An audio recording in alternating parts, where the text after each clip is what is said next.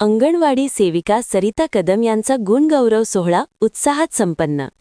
महिला व बाल विकास विभाग, मुंबई उपनगर बाल विकास प्रकल्प कुर्ला अंतर्गत अंगणवाडी सेविका सरिता कदम यांचा गुणगौरव सत्कार समारंभ उत्साहात पार पडला.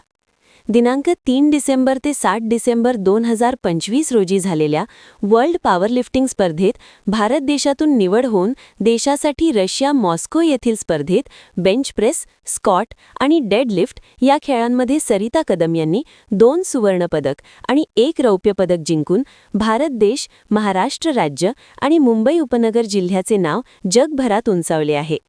आर्थिक परिस्थिती हलाखीची, त्यात अल्प मानधन असूनही त्यांनी मेहनत, चिकाटी व कौशल्याने अत्यंत चुरशीच्या लढतीत त्यांनी आपल्या भारताचे प्रतिनिधित्व केले आहे. या खेळाची सर्वोत्तम कामगिरी करून रशियामध्ये आपल्या भारताचे नाव उंचावले. त्यांच्या अभूतपूर्व यशाबद्दल सर्व स्तरातून अभिनंदन होत आहे. रशिया, इराणसारख्या देशातील बलाढ्य प्रतिस्पर्धींना पराजित करून जे यश मिळवले ते सुवर्ण अक्षरांनी लिहिण्याच्या पात्रतेचे आहे. आपल्या दैदिप्यमान कर्तृत्व व भरीव यशामुळे महिला व बाल विकास विभाग मुंबई उपनगर अंतर्गत बाळासाहेब ठाकरे हॉल, समाज केंद्र सभागृह नेहरू नगर कुर्ला येथे गुणगौरव सत्कार समारंभ कार्यक्रम आयोजित करून उत्कृष्टरित्या पार पाडला आहे.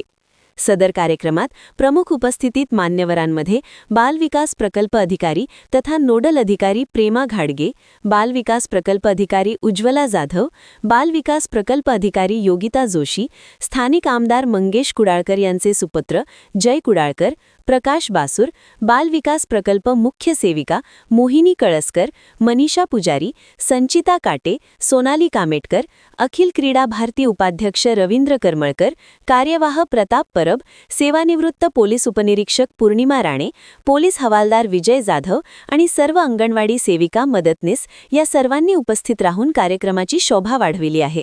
यानिमित्त सरिता कदम यांचे सर्वत्र कौतुक होत आहे. ब्युरो रिपोर्ट, जनादेश.